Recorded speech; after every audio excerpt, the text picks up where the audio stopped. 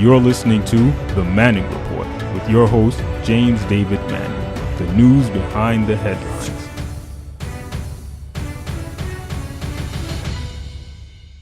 We want to get started with a segment called that the Trump supporters have nothing to fear but death itself. Now, by that I mean, many are saying that Trump was exonerated. We'll discover that to be true or not. Trump supporters and Trump orbit people are now saying attack the Democrats, the liberals. What is going to happen in the 2020 election? And all of those questions are now looming largely. We're going to get to that. But can I just share something with you with respect? All of that's meaningless. Doesn't mean anything. The Mueller report means nothing. Right? The 2020 election means nothing. And let me explain to you why. Because the Trump supporter, the people that gives Trump his efficacy, his ability to do whatever he does, they are dying. They are dying. And there's no vote, there's the opening of no new factory, opening up of a coal mine, or giving a $1.5 trillion to wealthy white people is going to stop uneducated white men from dying. Now listen to this very carefully, come up close, listen to this very carefully. The Trump base, which consists mainly of uneducated white men and their family members, is dying. And nothing can, God is the one who has ordered it. And there's nothing that can be done to stop it. Now, I come from a side of the track, but I'll point up in just a few moments on the other side of a presentation I want to show you done by Dr. Sanjay Gupta, who's a medical doctor, a brain surgeon, but also he's got a series that he has documented over the past 3 years regarding the fact that uneducated white men, which make up Trump's base, that they're dying at a faster rate than uneducated or men in Haiti or men in third world undeveloped nations in Africa live longer now than the white man in America that's uneducated. Now I'm going to ask the engineer to bring that document up for just a moment, let you take a quick look at it, and then we'll come back with more discussions of this. But check this out. All this talk, all this Fox News, New York Times, Washington Post, CNN talk about Trump, about the base, about where it's going, it don't mean nothing. It don't mean a thing. What the Trump supporter has to fear and what the non-Trump supporter needs to know is that white men are dying and ain't nothing they can do about it. Roll that, Mr. Engineer. Life expectancy has been on the decline in America for the last 3 years. That hasn't happened in 100 years, the documentary points out. And then there's this. In the 1960s, the film says Americans had among the highest life expectancy in the world. Now it ranks toward the bottom of the list of major developed countries. Sanjay is, of course, CNN's chief medical correspondent as well as a practicing brain surgeon. And he's diagnosed the heart of the problem in a new film called One Nation Under Stress. It premieres 9 p.m. Eastern on HBO March 25th. Sanjay, you point out that the decline in American numbers comes very specifically from a particular segment. It's not blacks where the mortality rates are actually declining. It's not Hispanics. It is just whites, mostly, I think, between 45 and 54, mostly with a high school but not a college education. And you say that what that tells us is that this medical problem is caused by essentially inequality and dashed expectations.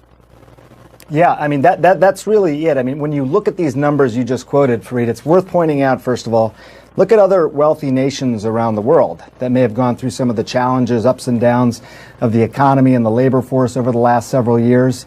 They don't have the same problems. Their mortality rates continue to go down in a good direction. Life expectancy goes up. So what is specific to the United States? What is specific to whites? And what is specific to the white working class, as you said, Fareed? Well, this idea that these are the sons and daughters of the greatest generation. I mean, the idea was that they were supposed to inherit the earth, or certainly inherit the United States, at least at a minimum. That did not happen. automation, outsourcing, jobs left, wages went down, and now they find themselves dying at a faster rate, Fareed, than any other cohort in the world. And again, compared to developed nations, compared to other populations within the United States, the white working class in particular, it continues to decrease in life expectancy. So you have it, and there's a lot more to this, and we can expose you to it a little bit later on. But effectively, whatever's happening with the Mueller report, whatever's happening with the 2020 expectations, whatever's happening with Tribulation Trump, and whatever the liberals, the Democrats, Congress, it's meaningless.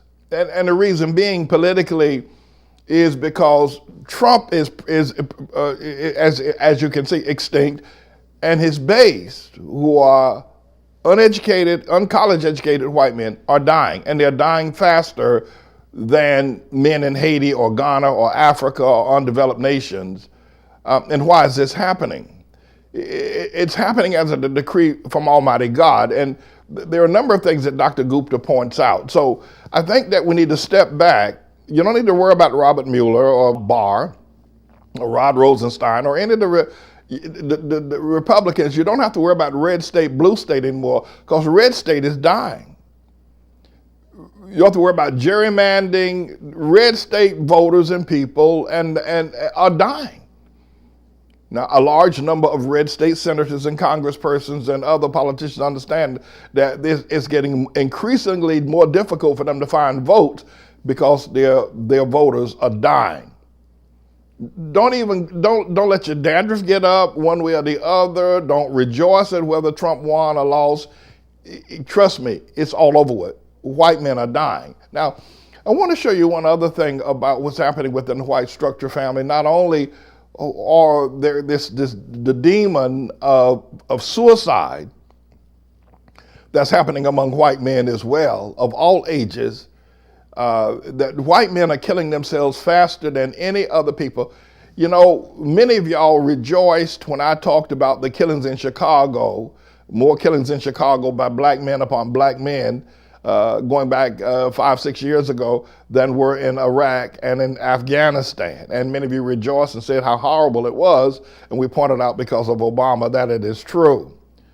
But can I tell you that white men are killing themselves at a rate 10 times faster than black men killed each other in Chicago. It is an epidemic of white men committing suicide.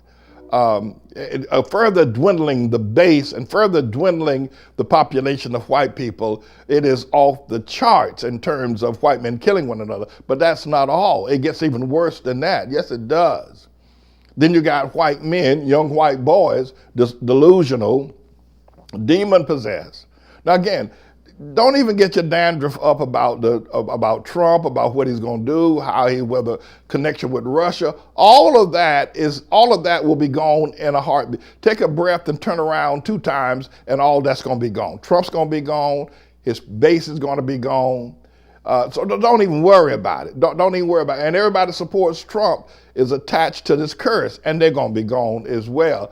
But not only do we have white men killing each other, far worse than the killings in Chicago that many of y'all rejoiced when I reported on going back a few years ago. White men are killing each other or killing themselves 10 times faster. And then the children of white men, especially the uneducated or the educated white men, are killing themselves in opioids. And the fact that the white race itself is now addicted to drugs the way the black race was once addicted to drugs. Black people have moved beyond heroin, they've moved beyond crack. Wall Street is hooked up on cocaine, and so is Tribulation Trump. He's one of the biggest cocaine users in America today. But white children, first of all, they're killing each other in schools. Black people don't do that. Black youth don't. I mean, they do gang banging, yeah. But white youth, black people used to kill at night in gang banging and drive-bys. Now the shoe is on the other foot. White youth are killing one another in shoot downs in schools like you will not believe. And we saw over New Zealand the other day. But Mr. Engineer, the drug epidemic that is sweeping across white America that used to kill black people and destroyed the black masculinity many years ago, going back in the 60s and 70s, is now taking down 10 times more white people than the heroin addiction took down black people years ago. Mr. Engineer, roll that clip. Give me an H, give me an E, give me an R-O-I-N. What's that spell?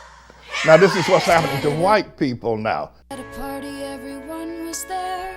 She had a couple pills on a little dare, but now she's missing class and she's dropping her pom-poms. Nobody knows where she is, not even her mom. Everybody thought she was the all-American girl. So there goes the books, it's all about the score. There goes the doggy, life is such a bore. There goes the family, she's got a new friend.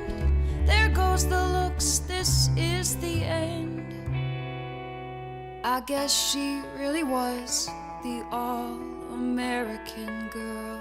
Pick up heroin and you'll throw away everything you love. Share your stories on Instagram with #heroin. Now this is what's happening to white youth at an epidemic stage.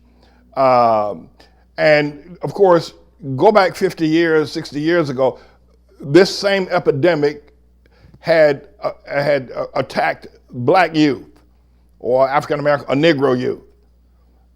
African Americans, if you will, they're not that, but Negroes have been able to overcome that.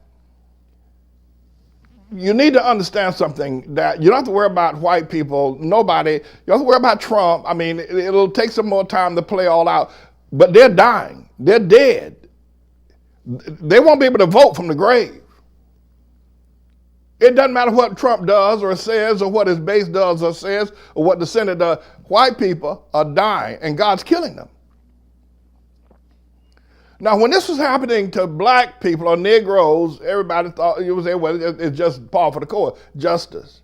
I lived through the heroin epidemic of the 60s and the 70s when black youth, Billie Holiday, and they were all dying. I want to show you some photos of what that was like when 13 and 14-year-old girls was out turning tricks like this white girl is doing now.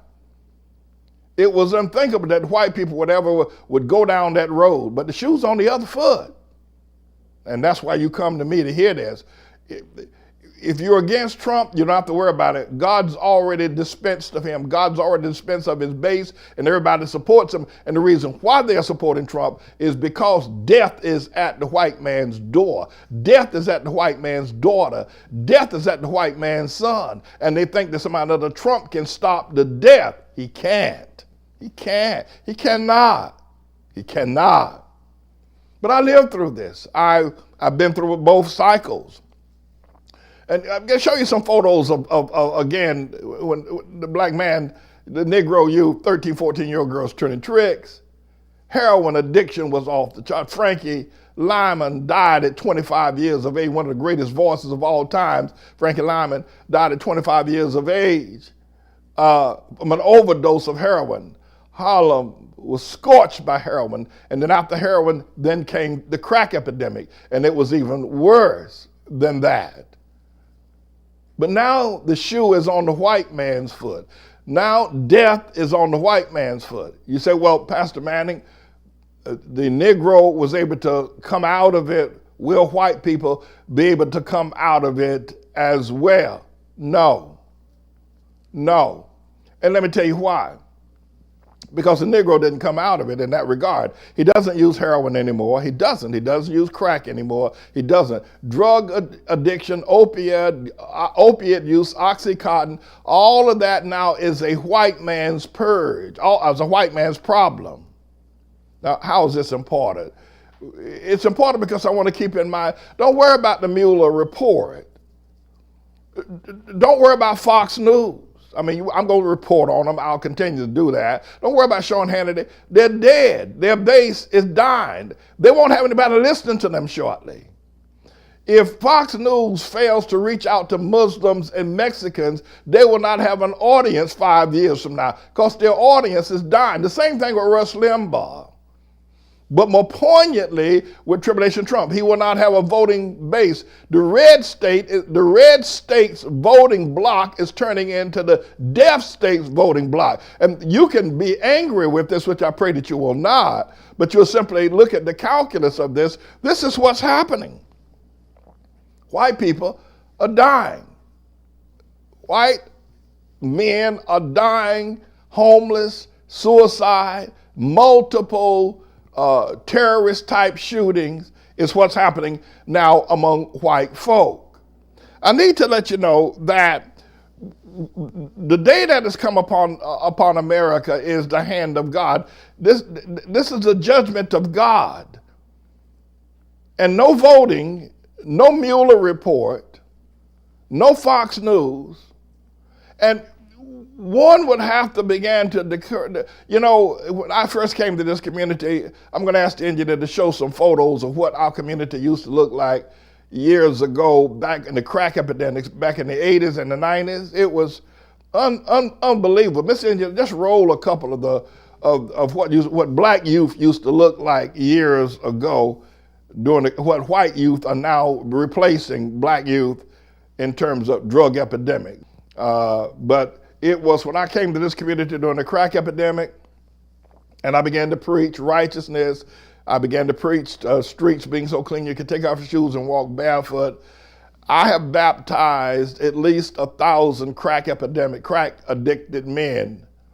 I was preaching in a message one Sunday, I think it was, and a man who had been a Methodist pastor had got addicted to crack. Came after I was preached, the church was full of crack addicted people. He ran down the aisle and threw his crack pipe, a glassine pipe, on the altar as a pastor. He had been addicted and the night was homeless, his family, and he was asking for mercy to be healed. We healed him right there at the altar. But now we have similar situations going on in the Southern Baptists. And they're turning their attention to Tribulation Trump to save them. But he is not their salvation. Well, why is this word important? It's important because we come to terms with understanding. I'm going to continue to talk about Fox News. I'm going to continue to talk about the hypocrisy of people like Lindsey Graham and Mitch McConnell. I'm going to continue to talk about the hypocrisy of the one-time birthers and the Tea Party people. I'm going to continue to talk about the hypocrisy and the blasphemy of people like Dr. Darrell Scott, people like Diamond and Silk and Aviva King. I'm going to continue to talk about these people because they're news items. But understand going forward that God's judgment is against Trump and is against the white man. Now, are there liberal whites that are not under this curse? We're going to get to that. We're going to talk about that. But God's judgment is against the white man. And the thing I think is important that you need to understand is that when this judgment, when I was talking about what's happening with Chicago youth killing one another, when I was talking about drive-by shootings in LA, and we were talking about what was happening with the black youth, you were able to understand that and see that. But what I plead with you, if you are Japheth, that is to say you're white, that you'll understand this is not a malicious report. I'm not offering a hate-filled report. I'm not saying this because of hatred. I'm saying this because it is true. And I'm trying to give you a warning and a heads up that Trump can't help you. Mitch McConnell can't help you. Fox News can't help you. And again, people like Rush Limbaugh and others, if they don't start expanding their audience to Muslims and Mexicans, they're not going to have an audience. They just aren't. And if businesses, now here's the thing that's important that listen, if corporations realize that you cannot sell Nike sneakers to white youth that are on opioids, heroin, they don't have the money for it. So you want to sell your sneakers to Negro youth who now have the money to buy. And you want to put your advertising in venues, not on Fox, but you want to put your advertising on CNN or MSNBC or someplace where the listening audience has the money to buy your product. Fox is isolating everybody that's brown skinned and black. Fox is completely writing them off, completely isolating, attacking them, and promoting white supremacy, which will be gone in a vapor. Turn around and all this white business will be gone. So Fox will go out of business because its audience can't afford, advertisers will not advertise on venues that do not reach out to brown skin and black people. They are the majority. Now, of course, we're in the midst of the tribulation, and that's another subject for another time. But what I was trying to help you to understand is that I've lived long enough to have the wisdom to watch this go down. I left my job at Procter & Gamble because I saw young men addicted on heroin back in the late 1960s in Brooklyn, and I just couldn't deal with it anymore. I said, I got to help my brother. And I started reaching out to him. God sent me to prison where I preached. I left Procter & Gamble, a cushy job, an expense account. They gave me housing substance, gave me a brand new automobile, gave me the prestige of the world. I left that. God sent me into the prisons, and I began to preach to my brothers in prison. For 3 years, I preached to my prisoners about the power of God. He kept me there for 3 years, didn't let me out. I cut my teeth preaching to crack-addicted men, preaching to men that have witnessed most of their friends die of overdoses of heroin. I'm trying to reach out. I'm trying to tell you why the white man is dying and why his days are over with, if you don't mind. But there's one final thing I need to say before I wrap up here in this teaching, and that is this. The heroin epidemic, and then between 1970 and 1990, the prison population in America went from 200,000 prisoners, both black and white, to over 2 million prisoners in a matter of 20 years. And 1.2 of those 2 million prisoners were black men who had been ravaged by heroin, ravaged by hate, ravaged by poverty, ravaged by the fact that their fathers had gone to jail, ravaged by the fact that they were born of prostitute mamas, ravaged by the fact that they were uneducated, ravaged by the fact of drugs, ravaged, and the prison population in a matter of 20 years jumped 2 million prisoners, 1.2 from one race alone. It was in that infusion that I went into the prisons. In the 1970s, I went into the prisons. And from Florida to New York, I preached inside the prisons. I'm telling you. Now, fortunately, prison did help, but it destroyed the Negro family because most Negro children grew up without fathers in the home. Most men had from 10 to 25 years was the average prison sentence. And many were second-time offenders.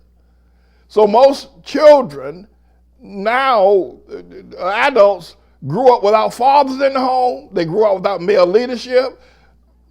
Negro women began to have to head households. The economy of the Negro community collapsed because men there weren't two incomes in the household. It collapsed. It ravaged the period between 1970 and 2000, the year 2000, destroyed the Negro community. It was in that period that God raised me up. Now, I'm not here to toot my own horn. I'm trying to tell you why I went into the prison and what I was able to do inside the prison. The white man doesn't have anything like that. Moreover, he thinks Trump is his deliverer. He's not. He's not.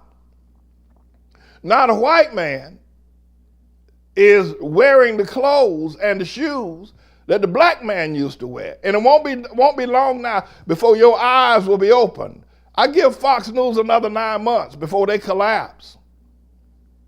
I give the Southern Baptist churches another 9 months before they essentially collapse. At some point, students in Liberty University are going to see what is happening. They're going to see this is God, and they're going to see they've chosen the devil's servant to try to bring them up out of this. It ain't going to happen. White folk don't have anybody like me. The white man that's dying, the red states that are dying, and they're trying to maintain power by using every illegal trick in the book, from gerrymandering to rigging the vote to turning to white Caucasian Russia to help them. They don't care. They want Russia. If Caucasian, white, Russia, Baltic states can help them keep America, they don't care.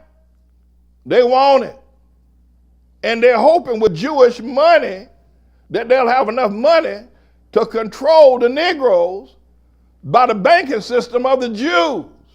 That's what they're praying for. And that's what Trump is reaching out to Netanyahu for, to get the banking system to control the upward mobility and the potential power of the Negroes. And that's why they sent all these sodomites up here to Harlem, to take all this wealth away from the Negro. They sent the sodomites up here, and Trump is lapping up to Netanyahu, hoping that Jewish money will control the Negroes, control their economic upward mobility, control their ability to expand. But it ain't gonna work. But see, the white man don't have anybody like me. The white man is depending on Trump. But his daughter is a prostitute. He may not know it. He may not want to admit it. His son is contemplating a mass murder right now. He's got demons in his head. The white man's son has got demons in his, not every white man. Let me just say that we got a number of them that are great members of our congregation, and I'll talk about that, but let me not let anybody escape. Let's say the white Trump supporter, let's put it that way, right? His son has got demons. His son has got demons rolling around in his head, telling him to stock up to buy at least 10 AR-15 rifles and 1,000 clips of ammunition, rounds of ammunition. That demons are telling that young 17-year-old white boy to do it. The demons are telling him. And the NRA is standing up as a platform saying that we are righteous. The NRA is declaring that they are righteous. The NRA, okay. And so when that white boy at 17 years old see his father wearing an NRA sticker, and then the demons say, go kill, go kill, go kill, go kill. And he goes out the house one morning and kills a whole lot of his own kind. My friends, let me say something to you. Maxine Waters, Gerald Nadler, Elijah Cummings, Nancy Pelosi, Adam Schiff, and a number of you liberals. I'm not for you. I'm not here to support you. For you were a part of the process that caused the 60s, the 70s, the 80s, and the 90s to destroy the Negro man. I'm not for you, know your principles.